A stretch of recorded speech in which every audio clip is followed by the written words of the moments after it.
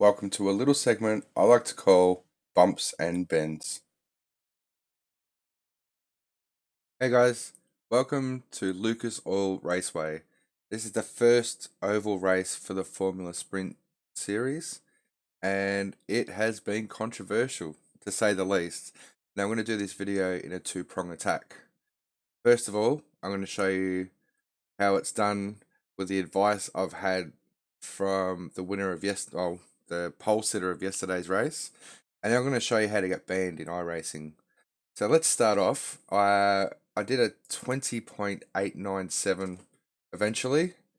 Personally, I'm a road racer and don't understand oval racing as much as a lot of Americans. Let's just say that's very much an oval based racing country, I suppose you could say, and iRacing itself was made based on the oval aspect of racing with NASCAR, IndyCar, example, etc. I'm a little bit nervous about today because there's parts of this video which are against every single thing that I believe within iRacing, but I'm going to sit on the fence and I'll show you what I mean. Now, to start off, I've done a 20.897. I'm not one to name and shame, but I am one to give credit. And Christopher Albee reached out to me yesterday on Reddit and told me the basics of how to attack this track.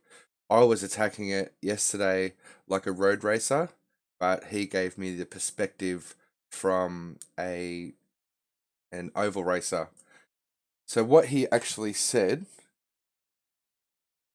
was the second seam, and we're looking here at these seams in the road. The second seam from the top is the fastest through turns 1 and 2, then a bit higher than that on entry to turn 3, and pinch it below the second seam from the top of exit of turn 4. And hopefully we'll see each other around. Absolutely, Chris. He is probably the fastest in the world records who's done it legitimately. And yes, I got down to a 20.897. He also said that roughly 12 laps is the length that you'll get good pace, and as the tyres heat up and drop off, so 2 to your times. So I'll show you an in-car video of how I attacked it. Traditionally in Formula 3, I've used the aerial to attack, but I'm kind of edging towards the outside wheel as a pointing device for the seams on the track. So it's a very quick lap. Let's do this.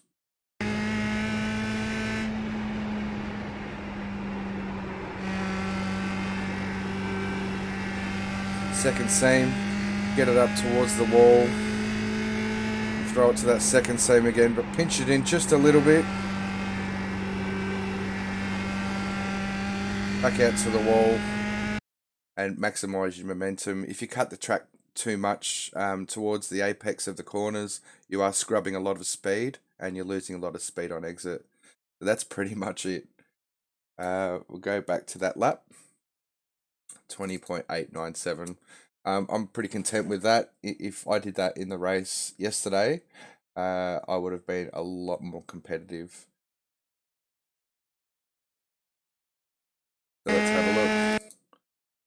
I'm trying to get as close to the wall as I can and tip it in without being too aggressive on the steering wheel. And like I said, using this tire as my pointing device, I just found trying to get back on the throttle, personally, if I was a little bit higher, it just got a bit too close to the wall for my liking. But as you're getting on the throttle, just let it scrub wide and head towards the wall. Minimize your steering action and maximize your momentum. You're not going to do a fast lap straight off the bat. Your previous lap will definitely determine your attack for the following lap and your momentum. Coming back around, just aiming for that seam and as Chris said, just tuck it in a little bit more in 3 and let it just run wide at 4.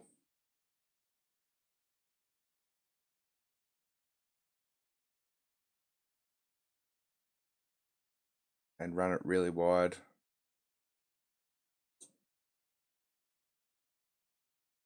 Second part of the video, and we're going to cover this. You will get banned for doing this.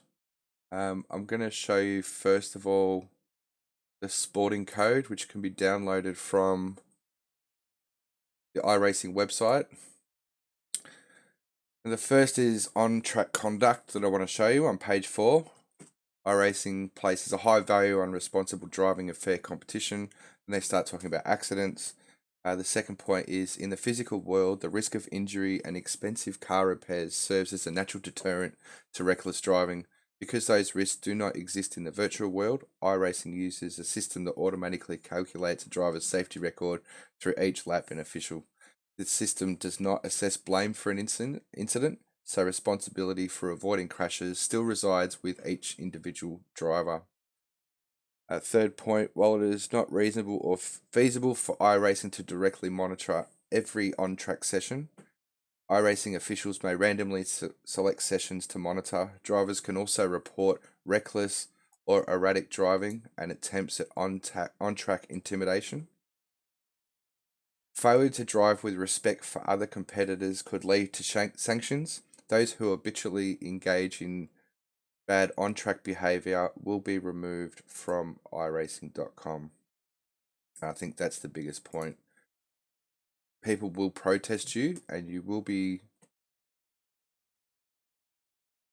basically be kicked. And this is all in reference to yesterday's video. We believe that racing in the virtual world is a form of motorsport, and we are part of the overall motorsports landscape. Our expectation is that all members of our community, racers, spectators, officials, and employees will conduct themselves in the same way as a respectful participant would at an event in the physical world. Each of us owes every other member of the iRacing community the same courtesy and respect that we expect to receive ourselves. So what I'm talking about here is wall riding. And I did 25 laps with Chris's advice in the back of my head and just tried. Had a really consistent pace, not the fastest in the world, but over time it dropped off. I tried a few things like dropping down a fourth and things like that as the tyres warmed up, and playing with the understeer on exit towards the wall didn't really work. And then just as the session finished, I just wanted to prove a point that what happened in yesterday's race is wrong, but it's legal. Technically, it is legal. If you have a look in the real world, now I'm going to chuck knackers on the camera here. Let's have a look at the real world.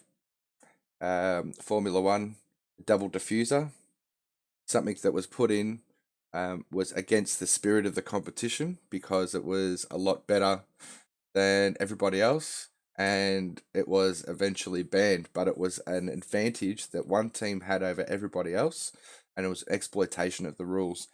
Another one is Ferrari with the oil burning. It was within the regulations, and it wasn't bannable until it was protested by other teams, and a new rule was brought in after the exploitation. So putting oil into the engine, reduce fuel use, increase power, blah blah blah blah. And then you have a look years and years ago, Dick Johnson in the V8 supercars in the 80s. At the start of the year, V8 supercars gave out the minimum technical specifications for building the car for that year. This is a famous story from Dick Johnson. Ford accidentally gave the teams the specifications for Falcon Ute, which was significantly lighter than the sedan at the time, and he built his race car based on the specifications given to him at the start of the year, and he was half a ton lighter, 500 kilos lighter. I think it was more or less, roughly that, than everybody else, because everybody else in the competition built according to what they knew about building cars and how they built their car the previous year. So he smashed the competition. He was accused of having cheating with the engine, saying an overpowerful engine. But Dick Johnson says himself he probably had the least powerful engine, but because he was so much lighter, he had that advantage. It was within the rules. And it wasn't until the following year that they realized what they'd done, changed it, and then it changed again. Now, I'm going across this dribble because it's iRacing's responsibility to fix this. And I think, personally, this track needs to be taken off the calendar until they fix this because I'm 1 second a lap faster on a 20-second lap race, lap, that it's just a monster advantage, but technically it's within the rules. So let's have a look at what I'm talking about. I'm really not impressed with this, and personally, this is just a practice session, by the way, not a race. I could get reported for this, and go for your life. This video is done to show an example. Now, because the laps are so quick, I'll show you what I did. My first lap, I was hitting the corner at a wrong angle, and I was getting a 0x, which invalidated the lap.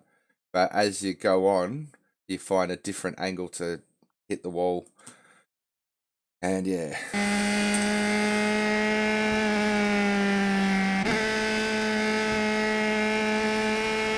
So the tyres are actually in the wall there, but there's zero damage.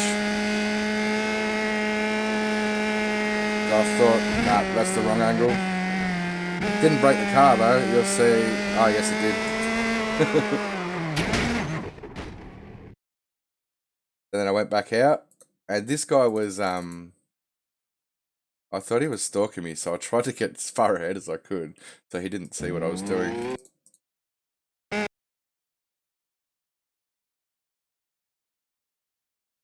I got my warm-up lap, and here we go.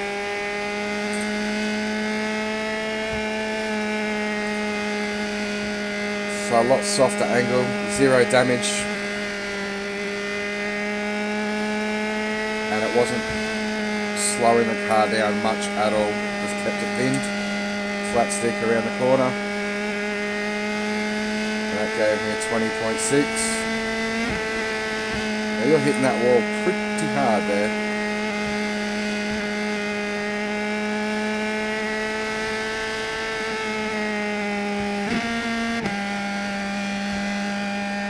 Only losing a little bit of momentum.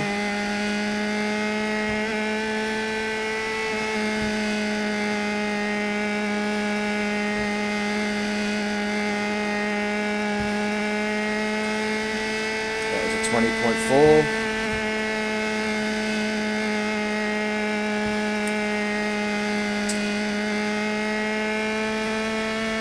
And it just got faster and faster. That was 20.191.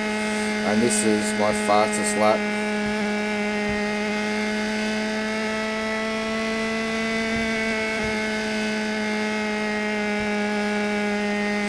And then I started feeling sick and nauseous, and I'm like, nah, no more, no more. That's wrong. You'll get banned for that. If you do that in a race, you will get banned. It is a monster advantage, and I think iRacing needs to address it as quickly as possible. If you can't find a quick fix with the damage model or tyre model, just close the series for the week, and we'll work on next week. I don't like doing that. Do not like doing that at all. But I did it. Have a great day, guys. Thumbs up if you liked it, down if you didn't. This is a track guide, so I'm showing you the bumps and the bends. Let's see where this goes. Subscribe if you liked it. I'm going on Twitch on the weekends these days. Come check me out, and I'll see you next time. Bye.